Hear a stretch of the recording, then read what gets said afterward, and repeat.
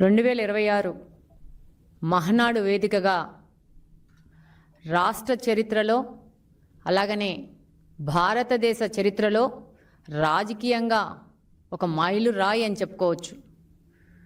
ఈ మహనాడు మహిళా సాధికారత మీద ముఖ్యంగా ఈ మహనాడును స్త్రీశక్తి మహనాడుగా నామకరణం చేసి ఈ మహనాడులో మహిళలకి 33% రిజర్వేషను తెలుగుదేశం పార్టీ ఇస్తోంది అని చెప్పేసి మన యువ నాయకుడు నారా లోకేష్ గారు ప్రకటించడం జరిగింది. మాటల్లో చెప్పడం కాకుండా చేతల్లో ఈ యొక్క రిజర్వేషన్ను మహిళలు కల్పిస్తున్నాము, మహిళా సాధికారత అనేది తెలుగుదేశం పార్టీ జీన్స్లో ఉందని చెప్పేసి ఈసారి మహనాడు ప్రస్ఫుటంగా రాష్ట్ర ప్రజలకు తెలియజేసింది. మహిళా రిజర్వేషన్లు అంటే మహిళలకు ప్రాధాన్యం పేపర్లు ప్రకటనలకే కాకుండా అది రూపుదాల్చే విధంగా ఈసారి మహనాడుని తెలుగుదేశం పార్టీ చారిత్రాత్మకం చేసింది. ఈరోజు మహిళకు రాజకీయ స్వేచ్ఛ సముచిత స్థానం కల్పిస్తూ నారా లోకేష్ గారు, మన నాయకుడు నారా చంద్రబాబు నాయుడు గారు ఈ యొక్క ప్రకటన చేయడం వారికి మనస్ఫూర్తిగా ధన్యవాదాలు తెలియజేసుకుంటా ఉన్నాను. ఈ మహిళా రిజర్వేషను భారత ప్రజాస్వామ్యంలో చరిత్రలో చారిత్రాత్మకంగా తీసుకుపోయారు. నారీ శక్తి వందన్ అధినియం మహిళలకు చట్టసభల్లో 33% రిజర్వేషన్ను కల్పించి రాజకీయ నిర్ణయాల్లో మహిళల యొక్క స్వరాన్ని వినిపిస్తూ చట్టాలను చేయడమే లక్ష్యం. ఇది కేవలం సంఖ్యాపరమైన మార్పు కాదు, భారతదేశ విధానాల్లో మహిళల స్వరం వినిపించడం కీలక సంస్కరణ. అలాగనే రాజకీయ అవకాశాలు మహిళలు కల్పించాలనడం కూడా ముఖ్య ఉద్దేశము.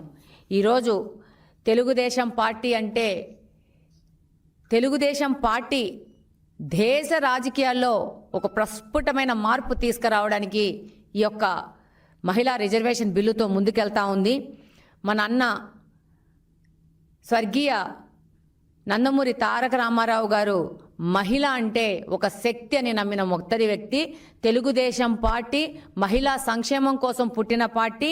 అలాగనే మహిళలను విద్య ఉద్యోగ అవకాశాలతో పాటు రాజకీయ అవకాశాలు కూడా మహిళలు కల్పించాలని చెప్పేసి వాళ్ళకి స్వేచ్ఛాపరమైన నిర్ణయాలు ఇవ్వడము, వారికి గౌరవం ఇవ్వడము, వాళ్ళకి భద్రత ఇవ్వడం అనే ఒక స్లోగన్తో పుట్టిన పార్టీ తెలుగుదేశం పార్టీ. ఈరోజు తెలుగుదేశం పార్టీనే ఆ రోజు మహిళలకి ఆస్తిలో హక్కు తీసుకురావడం కానించి మహిళలకు స్థానిక సంస్థల్లో 9% రిజర్వేషన్ తీసుకొని వస్తే మన నాయకుడు చంద్రబాబు నాయుడు గారు దాన్ని 33% తీసుకొని వెళ్ళారు. ఆ రోజు అన్న ఎన్టీఆర్ గారు మహిళల కోసం ప్రత్యేకమైన మహిళా యూనివర్సిటీ నిర్మిస్తే దాన్ని ముందుకు తీసుకెళ్తూ చంద్రబాబు నాయుడు గారు డ్వాక్రా పథకాన్ని ప్రవేశపెట్టి ఆయన మానసపుత్రిక ఈరోజు మహిళలు ఆర్థికంగా స్వేచ్ఛగా ఉన్నారంటే డ్వాక్రా అనేది సెల్ఫ్ హెల్ప్ గ్రూప్స్ అనేది ఏ విధంగా పనిచేస్తాయనేది ఈరోజు మనం ప్రస్ఫుటంగా చూస్తూ ఉంటాము. ఈరోజు వితంతు పింఛన్ ప్రవేశపెట్టిన పార్టీ ఏంటంటే తెలుగుదేశం పార్టీ. తండ్రి పేరుతో పాటు తల్లి పేరు కూడా అప్లికేషన్స్లో ఫిలప్ చేయాలి అని చెప్పేసి ప్రభుత్వ రికార్డులో తల్లి పేరు కూడా పెట్టాలనేసి ఒక చారిత్రాత్మక మార్పు తీసుకొచ్చింది ఏంటంటే తెలుగుదేశం పార్టీ. ఈరోజు తొలి మహిళా స్పీకర్ని దేశంలోనే ఒక దళిత మహిళను చేసిందంటే అది తెలుగుదేశం పార్టీ మాత్రమే. ఈరోజు రేషన్ కార్డులలో మహిళల పేరు మీద ఇస్తున్నారు. ప్రభుత్వం ఏదైనా ఒక ఇల్లు ఇవ్వాలంటే పేదలకి అది మహిళ పేరు మీద తీసుకొని వస్తున్నారు, మహిళ పేరు మీద ఇస్తున్నారు. అంతకుముందు నారా చంద్రబాబు నాయుడు గారు దీపం పథకం కింద మహిళలకి ఉచిత గ్యాస్ కనెక్షన్ ఇస్తే ఈరోజు కూటమి ప్రభుత్వం నుంచి దీపం 2.0 కింద 3 సిలిండర్లు ఉచితంగా ఇస్తూ ఉంటారు. ఏ విధంగా చూసినా కూడా తెలుగుదేశం అనేది మహిళా పక్షపాతి. ఈరోజు ఈ యొక్క మహనాడులో మహిళలకి చట్టం కాకున్నా కూడా, చట్టం చేయకున్నా కూడా తెలుగుదేశం పార్టీ మహిళలకు 33% రిజర్వేషన్ ఇస్తున్నాము. రాబో ఎలక్షన్ నుంచి ఈ 33% రిజర్వేషన్ని మేము అమలు పరుస్తున్నామని చెప్పేసి బహిరంగంగా తెలుగుదేశం పార్టీ యొక్క విధానాన్ని మన యువ నాయకుడు నారా లోకేష్ గారు ప్రకటించడము, దానికి రాష్ట్ర మహిళలందరూ హర్షాతికతను వ్యక్తం చేస్తూ ఉన్నారు. కానీ పాపం గొడ్డలి పార్టీ మాత్రము భయం పెట్టుకోనుంది.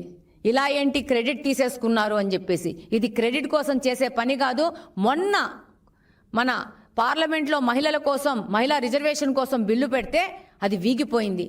దాదాపు దేవగౌడ కాడి నుంచి మళ్ళా వాజ్పేయి గారి కాడి నుంచి ఎప్పుడు మహిళా బిల్లు పెట్టినా కూడా తెలుగుదేశం పార్టీ ఏ విధమైన కండిషన్ లేకోకుండా మహిళా యొక్క రిజర్వేషన్ని బలపరుస్తూనే ఉంది. నిన్న కూడా వీగిపోయింది. ఇలాంటి పరిస్థితి నుంచి మహిళలని బయటకు తీసుకురావడం కోసము ఒక రాజకీయ పార్టీ యొక్క హోదాలో మా పార్టీ 33% రిజర్వేషన్ మహిళలు కల్పించబోతా ఉంది అని చెప్పేసి బహిరంగ ప్రకటన చేస్తూ భారతదేశంలో ఉన్న ప్రతి ఒక్క రాజకీయ పార్టీ ఈ యొక్క 33% రిజర్వేషన్ను అమలు పరిచే విధంగా ఒక మొదటి అడుగు అనేది తెలుగుదేశం పార్టీ తీసుకుంది. ఈ మహిళా రిజర్వేషన్ను చారిత్రాత్మకంగా చేస్తూ ప్రతి ఒక్క రాజకీయ పార్టీ భారతదేశంలో మహిళా రిజర్వేషన్ ఫాలో చేయాల్సిందే. రేపు 2029 ఎలక్షన్లో అది చట్టమైనా కాకున్నా కూడా మహిళలకు 33% రాజకీయ రిజర్వేషన్ కల్పించబడుతోంది. కల్పించాల్సిన పరిస్థితి, గడ్డు పరిస్థితి అన్ని రాజకీయ పార్టీకి మన తెలుగుదేశం పార్టీ ఇక్కడ ఆంధ్రప్రదేశ్ నుంచి వాళ్ళకి దిశానిర్దేశం చేసిందని ఈ సందర్భంగా తెలియజేసుకుంటా ఉన్నాను. ఈరోజు చూస్తే మొన్న పార్లమెంట్లో ఈ బిల్లు పెడితే మమ్మల్ని అందరినీ ఆంధ్రప్రదేశ్ నుంచి దాదాపు 20 మంది సభ్యులం మేము గెలిస్తే మమ్మల్ని అందరినీ పంపించింది పార్లమెంటుకి సపోర్టు. తెలుగుదేశం పార్టీ మహిళా బిల్లుకు సపోర్ట్ చేస్తూ ఉంది అని చెప్పేసి. దురదృష్టవశాత్తు భారతదేశంలో ఉన్న కొన్ని పార్టీల వల్ల ఈ యొక్క బిల్లు వీగిపోవడము, ఎంతోమంది మహిళలు దీని మీద డిసప్పాయింట్ అవ్వడం చూసి మా నాయకులు చంద్రబాబు నాయుడు గారు ఈ యొక్క మహానాడు వేదికను ఇది ఒక మెసేజ్ ఇచ్చే విధంగా తీసుకుపోతూ ఉంటారు. గొడ్డల పార్టీలోని నాయకులు ఈరోజు వాళ్ళు ఎగ్జిస్టింగ్ క్రైసిస్లో ఉన్నారు.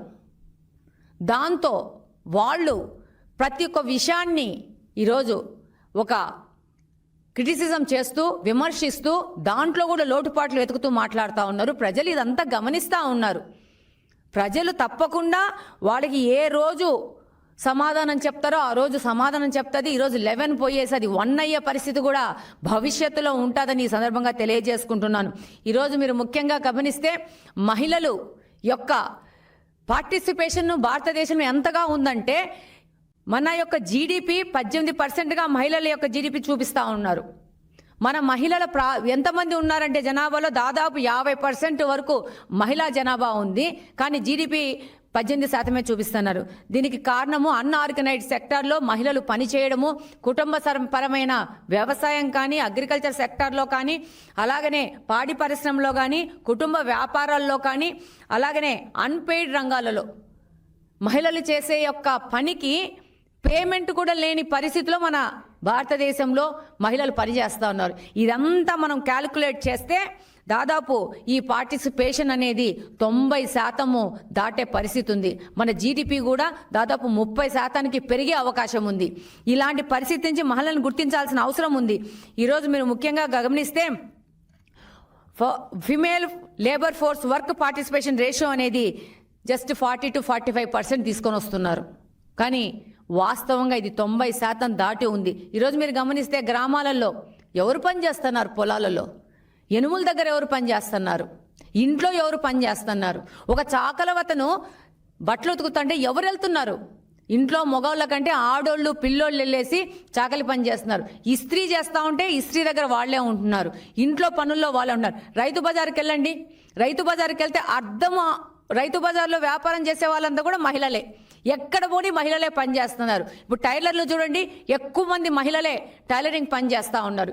ఏ రంగంలో చూసుకున్నా, సంఘటిత రంగం, అసంఘటిత రంగం ఎక్కడ చూసినా మహిళలు ఎక్కువగా పనిచేస్తున్నారు. కానీ వాళ్ళని ఈ వర్క్ చేస్తున్నారు, వీళ్ళు ఈ సంపాదన సంపాదిస్తున్నారు. దేశం యొక్క ఆర్థిక పరిస్థితిలో వీళ్ళ పార్టిసిపేషన్ ఎంత ఉందని గణాంకాలు లేని పరిస్థితిలో భారతదేశం ఉంది. ఇది మార్పు రావాల్సిన అవసరం ఉంది.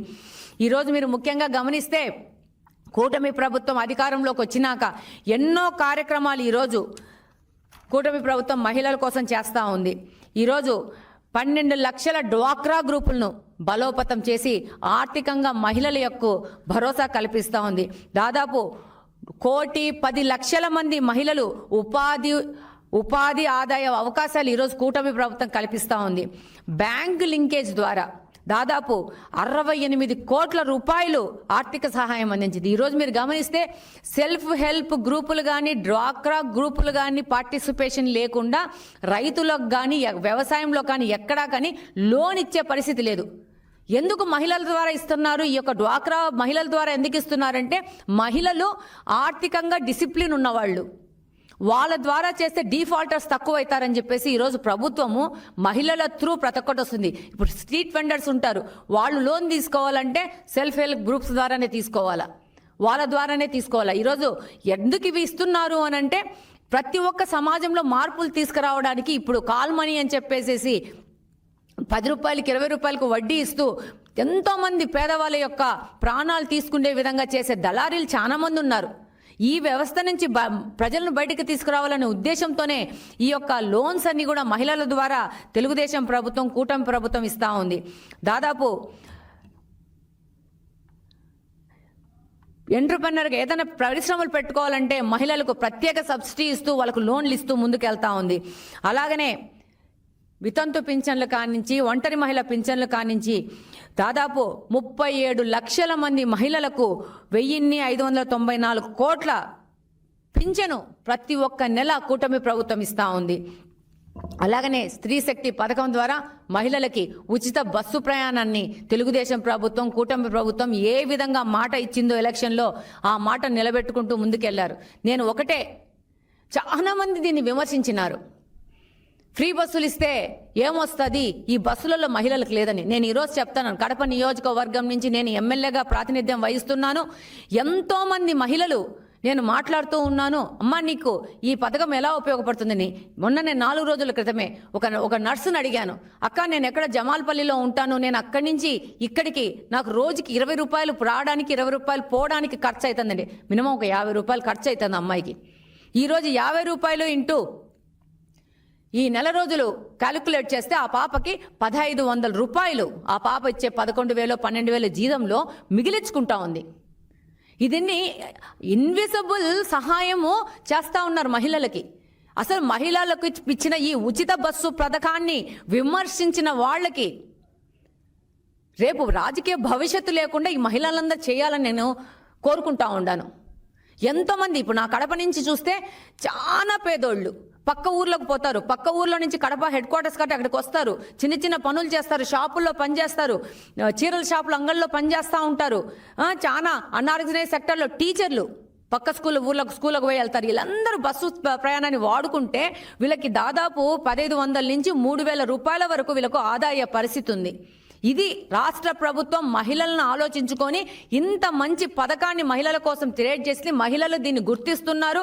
వాళ్ళకు పెట్టిన ఈ ఉచిత బస్సు ప్రయాణాన్ని వాళ్ళు వాడుకుంటున్నారు, ఆర్థికంగా అభివృద్ధి పొందుతున్నారు. ఆ డబ్బుని వాళ్ళ పిల్లల భవిష్యత్తు కోసం వాడుతున్నారు. ఏ మిగతాలు చేశారు మహిళా ఉచిత బస్సు గురించి? ఈ బస్సులో లేదు, ఆ బస్సులో లేదు. మహిళలు ఊరికే ట్రిప్పులు చేస్తున్నారు, విహారయాత్రలు చేస్తున్నారు. ఏం మహిళలు విహారయాత్రలు చేయకూడదా? వాళ్ళకు ఖాళీగా ఉన్న సమయంలో ఆహ్లాదకరంగా వాళ్ళకున్న మెంటల్ టెన్షన్ తగ్గించుకోవడానికి వాళ్ళు కూడా పోయి సోషలైజ్ అవ్వాల్సిన అవసరం ఉంది. డెఫినెట్గా ప్రతి ఒక్క చోటికి మహిళలు పోవాలా, ఉచిత బస్సు వాడుకోవాలా. ఈ యొక్క పథకాన్ని పర్ఫెక్ట్గా వాడుకొని మహిళలు ఈ యొక్క ఉచిత బస్సు పథకాన్ని విజయవంతం చేస్తున్నారు. దీన్ని ఎవరు విమర్శించకపోయినా కూడా రేపు ఏ పార్టీ అయినా కానీ ఉచిత బస్సు పథకాన్ని తెలుగుదేశం పార్టీ స్ఫూర్తితో ఫాలో కావాల్సిందే. మహిళలు ఉచిత బస్సులో భవిష్యత్తులో కూడా ప్రయాణం చేస్తారని తెలియజేసుకుంటా ఉన్నాను.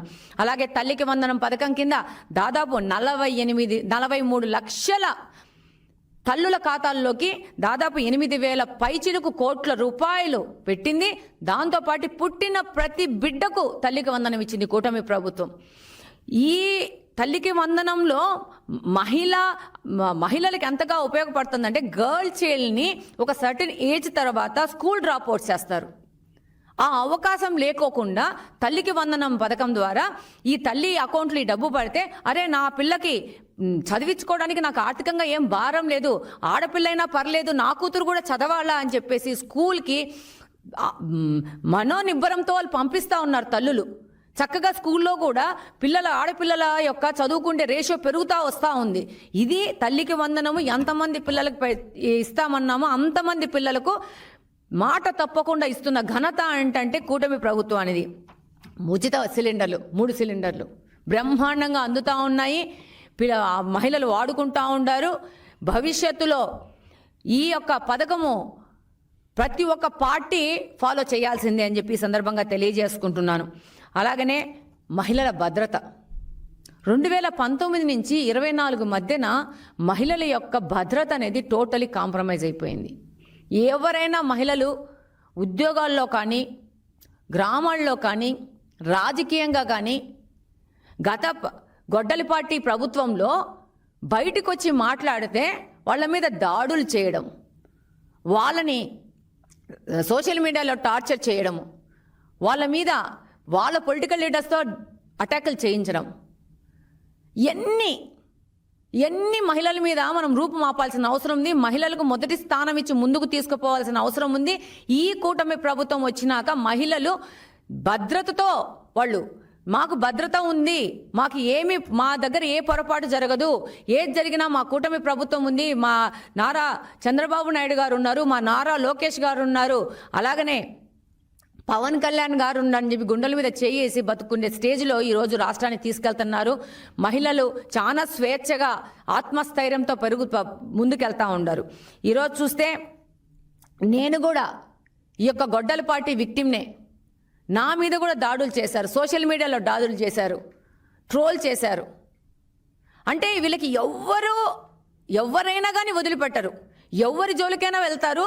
ఒక పాశవిక ఆనందం పొందుతూ, రాక్షస ఆనందం పొందుతూ మహిళలను దాడి చేయడము, మహిళలను మానసికంగా వాళ్ళని ఇబ్బంది పెట్టాలనుకుంటున్నారు. కానీ నేను ఈ సందర్భంగా ఒక విషయం చెప్పదలుచుకుంటున్నాను. ఒక ఏటు పెడితే బాధపడుతుంది, 2వ ఏటు పెడితే అలవాటైతే, 3వ ఏటు పెడితే అదే పగగా తయారైపోయేసేసి మీ మీద ఏటేసే పరిస్థితి వస్తుంది. ఎక్కువ గిల్లుకుంటే పిల్లి కూడా రక్కుతుంది అంటారు పెద్దోళ్ళు, తోకలాగుతూ ఉంటే. సో మహిళలందరూ తిరగబడే రోజు వస్తుంది వైకాపా పార్టీ మీద. ఏదో మేమేమో రప్ప అంటున్నాము, గొడ్డలు తీసుకొని వస్తున్నాము, మేము రేపు ఎవరు అడ్డం మాట్లాడినా మేము అటాక్ చేస్తాము, ఇవన్నీ రేపు భవిష్యత్తులో నడవవు. మహిళలు కూడా ఈ 5 సంవత్సరాల్లో గొడ్డలిపాటి మీద భయపడి లోపల దాంకున్న వాళ్ళు కూడా స్వేచ్ఛగా బయటకు వచ్చారు, మిమ్మల్ని ప్రశ్నించే స్టేజ్కి వచ్చారు. ఇంకా రాబో కాలంలో ఈ యొక్క మహిళా రిజర్వేషన్ బిల్లు 33% అమల్లోకి వస్తే పెద్ద ఎత్తున శాసనసభల్లో మహిళలు ఉంటారు. మాకు కలిగే ఇబ్బందుల మీద మహిళలే వచ్చి పోరాటాలు చేసుకొని, చట్టాలు చేసుకొని మహిళలకు రక్షణ కలిగించే విధంగా ముందుకెళ్తారని తెలియజేసుకుంటున్నాను. కూటమి ప్రభుత్వం వచ్చినాక మన సఖీ సురక్ష పేరు కింద డ్వాక్రా మెప్మా మహిళలకు దాదాపు 2 లక్షల మందికి ఒక స్క్రీనింగ్ టెస్ట్ చేసింది. ఈ స్క్రీనింగ్లో వేల మంది మహిళలకి చిన్న జబ్బులు ఉన్నట్టు వచ్చింది.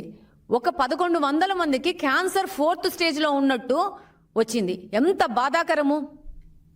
పేద మహిళలు, పేద కుటుంబాలు, వాళ్ళకి కనీసము వాళ్ళు రెగ్యులర్ చెకప్కి వెళ్ళే పరిస్థితిలో కూడా లేని పరిస్థితిలో ఉన్నారు కుటుంబాల్లో మహిళలు. ఒక్కసారి మహిళ ఆరోగ్యం పాడైపోతే కుటుంబం మొత్తం ఆరోగ్యం పాడైపోతుంది, పిల్లల భవిష్యత్తు పాడైపోతుంది, ఒక కుటుంబం మొత్తం కొలాప్స్ అయ్యే పరిస్థితి వస్తుంది.